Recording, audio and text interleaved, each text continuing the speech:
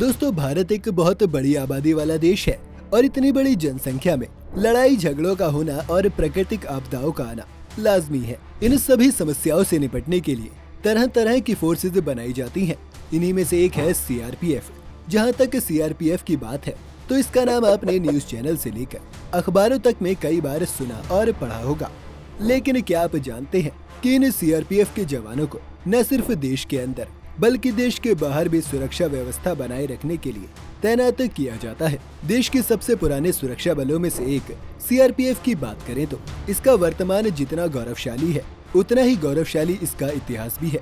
आइए जानते हैं आज के इस वीडियो में कि सीआरपीएफ क्या क्या करता है। सीआरपीएफ का पूरा नाम सेंट्रल रिजर्व पुलिस फोर्स है। इसके वैसे तो कई काम है, लेकिन इसका मुख्य काम देश के अंदर भड़के दंगों को शांत करना और शांति सुरक्षा बनाए रखना होता है।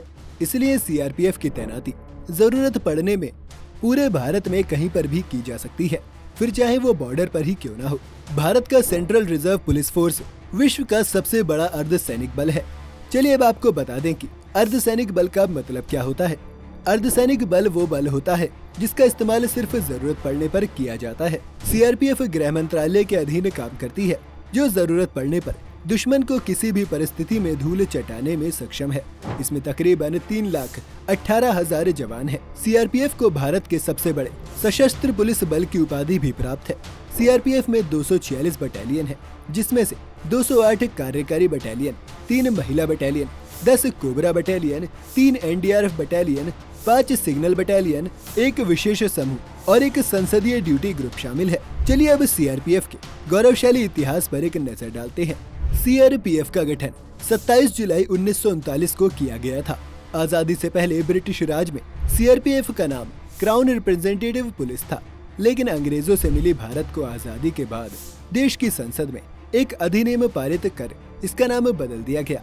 28 दिसंबर 1949 को इसका नाम क्राउन रिप्रेजेंटेटिव पुलिस से बदलकर केंद्रीय रिजर्व पुलिस फोर्स कर दिया गया। तत्कालीन गृह मंत्री सरदार वल्लभ भाई पटेल की सोच थी कि सीआरपीएफ देश के लिए कई भूमिकाएं निभा सकती है।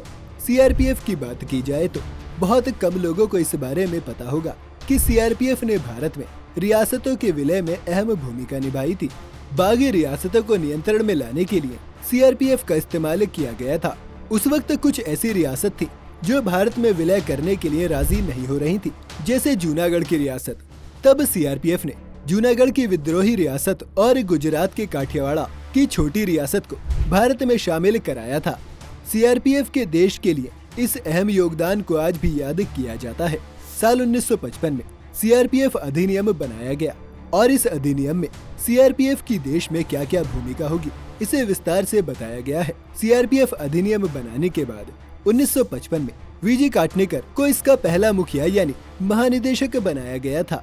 सीआरपीएफ की उपलब्धियां भारत की आजादी के बाद गुजरात के कच्छ और राजस्थान के कई शहरों में अपराध अपने चरम पर पहुंच गया था।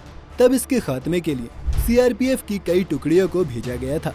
जम्मू कश्मीर में पाकिस्तान आज भी आतंकियों को भेजकर लगातार आतंकी गतिविधियों को अंजाम दे रहा है। लेकिन आजादी के बाद जब पाकिस्तान ने जम्मू कश्मीर से सटी सीमा पर आतंकवाद फैलाना शुरू किया था, तब इसको खत्म करने और जवाब देने के लिए सीआरपीएफ को तैनात किया गया था। साल 1959 में घात लगाकर बैठे चीनी सैनिकों को भारत चीन सीमा पर गश्त कर सीआरपीएफ के जवानों पर घात लगाकर हमला किया था।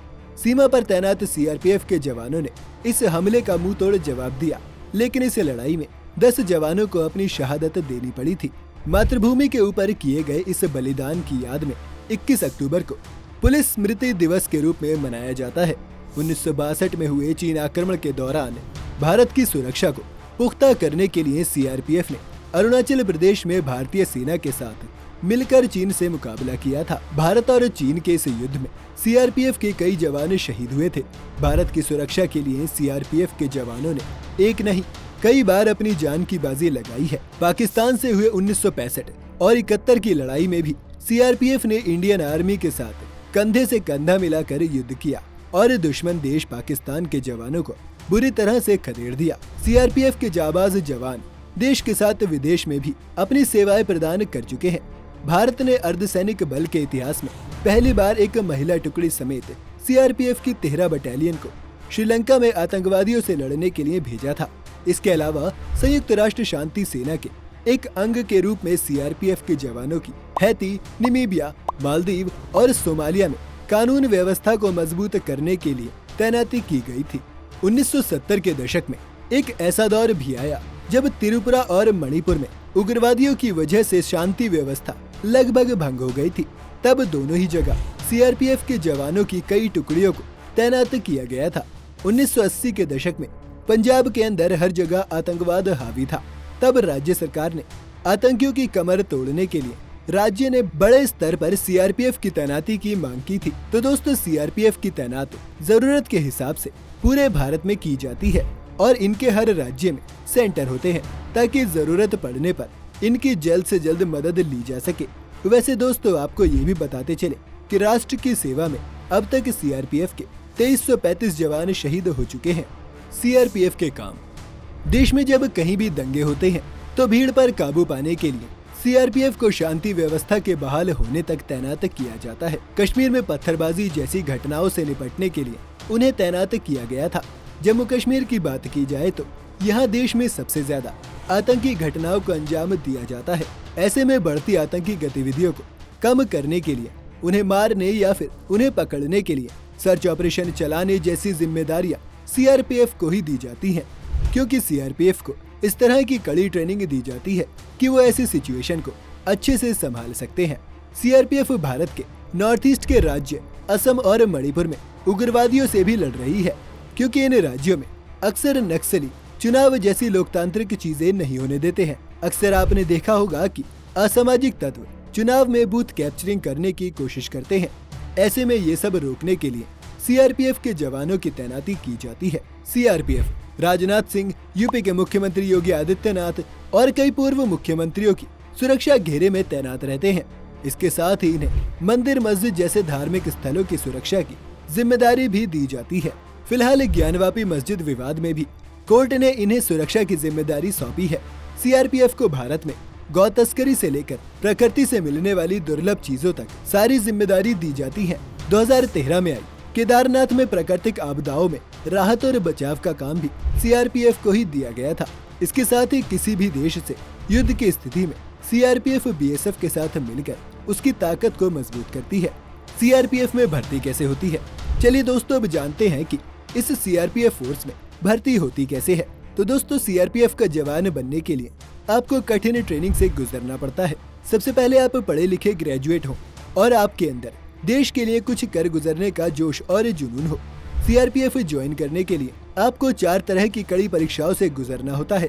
दोस्तों, सबसे पहले आपकी लिखित परीक्षा होगी, इसके बाद फिजिकल टेस्ट, फिर मेडिकल टेस्ट और लास्ट में आपका इंटरव्यू होगा। सीआरपीएफ को अपने देश के लिए योगदान और बलि के लिए समाज में काफी सम्मान मिलता है। आपको आज की इस वीडियो से सीआरपीएफ के बारे में काफी कुछ जानने को मिला होगा। आप अगली वीडियो किस इंटरेस्टिंग टॉपिक पर देखना चाहते हैं, आप हमें कमेंट में बता सकते हैं। अगर वीडियो आपको पसंद आई हो तो इसे लाइक और शेयर जरूर करें। साथ ही अगर आप चैनल पर नए हैं या आपने अभी तक चैनल को सब्सक्राइब नहीं किया है तो जाते जाते चैनल को सब्सक्राइब करना और बेल आइकन दबाना बिल्कुल भी ना भूलें।